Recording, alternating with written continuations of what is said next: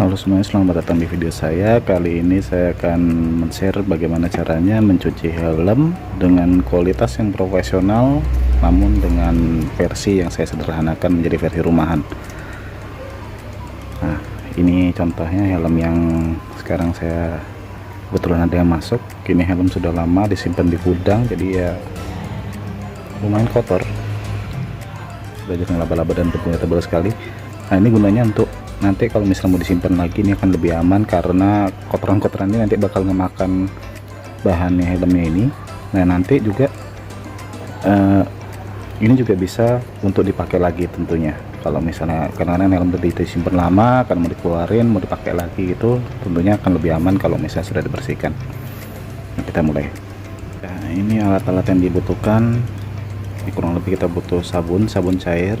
Teman-teman bisa ambil sabun cair, boleh sabun cair deterjen yang ada di toko laundry, bahan-bahan laundry, ataupun yang ada di minimarket. Yang penting pilih bahannya itu yang aman untuk kainnya. Kedua yaitu ada sikat, ini ada dua, yang lurus biasa dan yang sudah ditekuk. Nah, ini kenapa ditekuk? Untuk beberapa sudut-sudut tertentu yang susah yang nggak enak kalau dijangkau kalau menggunakan sikat biasa.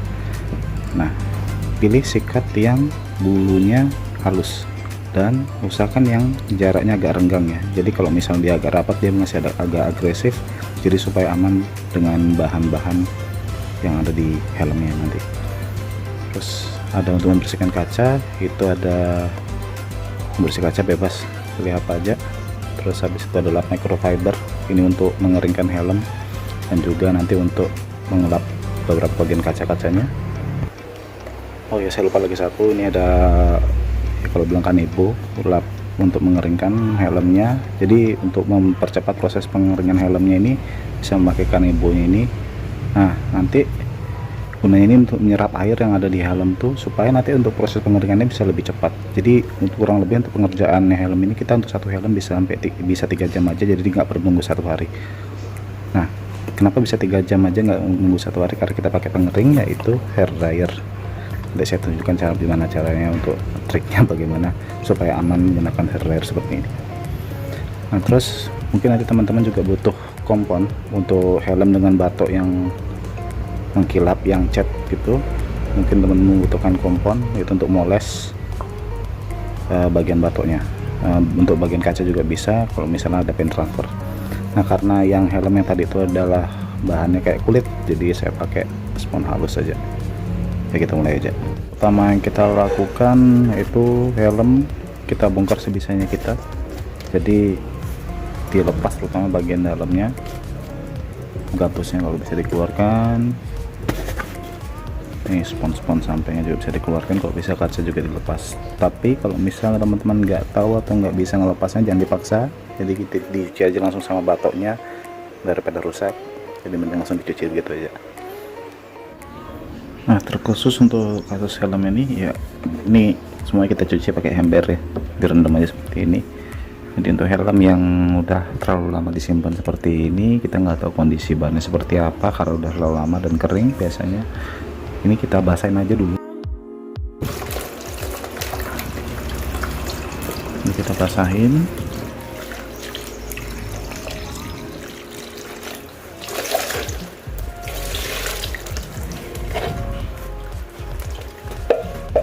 Dan diamin beberapa menit sebelum kita mulai mengerjakan helm ini, soalnya dengan begini bahan-bahan yang tadinya kering itu bakal lembab dulu, jadi kurang lebih aman untuk kita kerjain. Setelah dibasahin beberapa lama, jadi kita bisa mulai bersihin ya. Untuk ngosongin embernya nih, pertama saya mau cuci batoknya dulu. Nah, itu setelah pembersihan batok udah lumayan bersih, itu hanya dengan menggunakan spons ya. Jadi kalau misalnya bersihnya kayak gini nih, digunakan cara yang halus dulu, baru menggunakan cara yang agresif. Jadi kalau misalnya ada yang selah-selah yang agak susah dibersihkan, atau misalnya nodanya emang agak membandel, teman-teman baru bisa menggunakan sikat. Kita akan lanjut ke bagian tali helm ini. Tali ini dalam sikat, dan tali ini juga sampai ke tali ini ya. Bagian di sini nih biar keadaan bersih, tapi bisa jadi ini bagian yang kotor karena paling sering nyentuh bagian wajah penggunanya. Jadi kita akan menggunakan sikat yang lurus karena lebih gampang, dan sabun.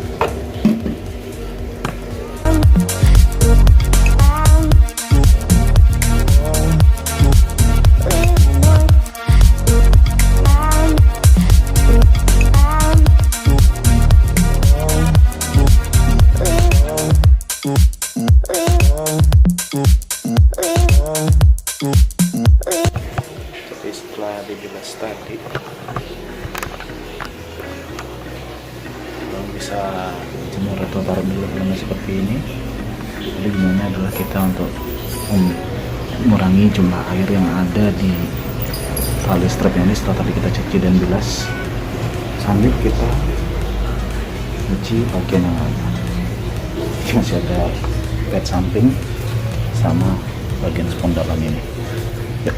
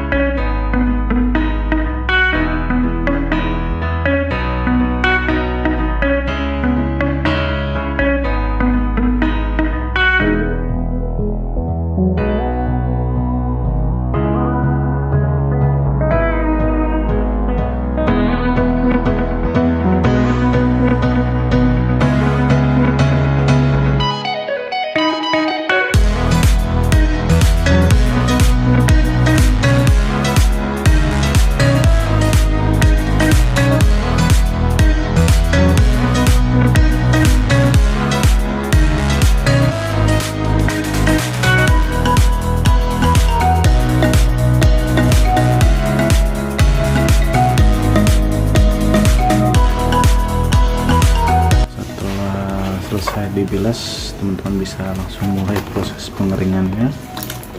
Jadi peras habis-habisnya airnya, jangan sampai ada sabunnya lagi.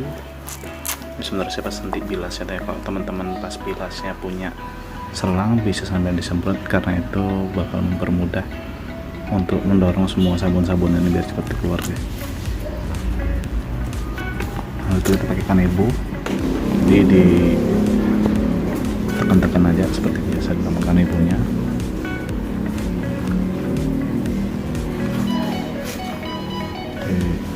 Mungkin kelihatan ini bagian yang kering, ini bagian yang basah, jadi air yang dari sini nih diserap oleh kanebonya, dan ini guna banget untuk mengeringkan lebih cepat.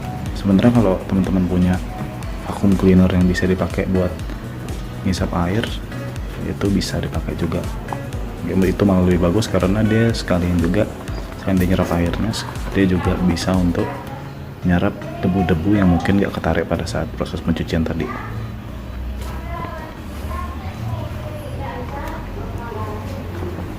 Ya gitu, langsung kita lanjut ke bagian yang lainnya.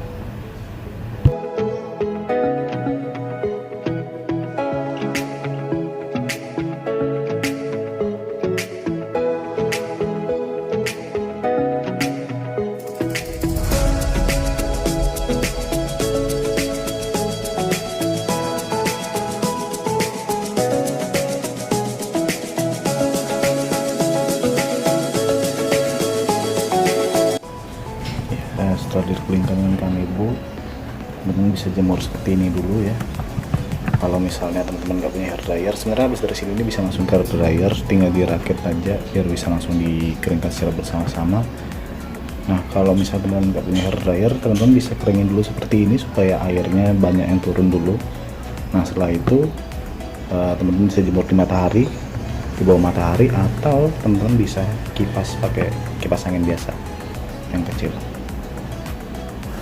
Ya, ini singkat aja. Jadi kalau teman-teman punya kipas kecil seperti ini untuk mengeringkan helmnya juga bisa. Jadi teman-teman tinggal nyalain kipasnya. Memang nanti nggak bakal secepat ini ya, nggak secepat pakai hair dryer, tapi lumayan juga untuk mempercepat proses pengeringannya. Untuk proses pengeringannya kurang lebih seperti ini ya. Setelah helm teman-teman semua raket jadi satu seperti ini kita pakai handuk supaya nanti untuk tutup helmnya, jadi panas dari hair dryernya ini enggak cepat keluar kemana-mana. Jadi kita lipat seperti ini, pastikan bagian pori-pori bagian sela-selanya yang ada di sekitar helm ini ketutup semua. Terus habis itu bagian sini kita bisa gulung. Tujuannya untuk apa? Karena nanti kita bakal menembakkan hair dryernya nih ke bagian belakangnya helmnya itu. Jadi jangan bagian tulisannya ini ya, tapi ke bagian agak atasnya sini.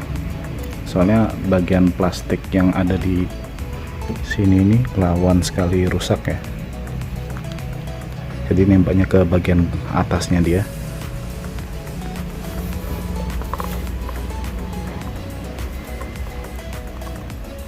Dan usahakan bagian moncongnya ini agak keluar sedikit,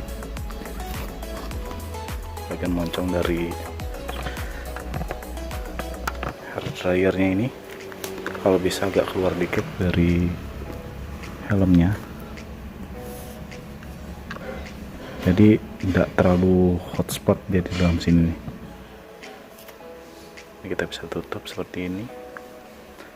Nah, kalau misalnya hair dryer teman-teman ada 2 speed seperti ini, untuk pertama selama 10 menit. Ini biasanya kalau untuk proses hair dryer ini kurang lebih bisa sekitar 30 menit. Jadi untuk pertama selama 10 menit teman-teman bisa mulai dengan speed 2. Setelah 10 menit kemudian teman-teman udah bisa mulai dengan speed 1 untuk menjaga hangatnya aja, supaya tetap hangat aja dalam helm, nggak perlu terlalu panas. Speed 2 ini untuk ngebangun supaya panas di dalamnya itu cepat, jadi tidak perlu menunggu terlalu lama.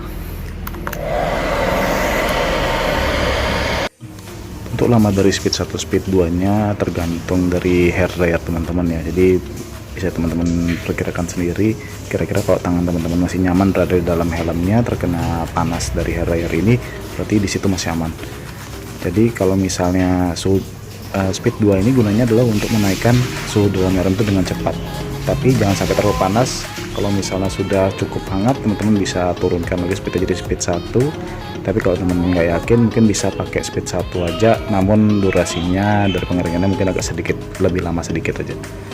Kalau terlalu panas bisa beberapa material dari helmnya rusak, atau bahkan dari sponnya ini bisa melengkung seperti kacang kulit koro seperti ini.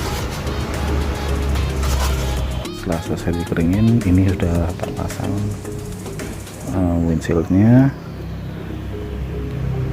Nah, biasanya dipastikan untuk di bagian sini biasanya masih agak basahan sedikit, jadi coba dipastiin lagi. Kalau misalnya emang sudah masih basah, bisa di hair dryer lagi sambil dilap pakai lap microfiber. Setelah itu untuk bagian kacanya bisa disemprotkan pakai bersih kaca.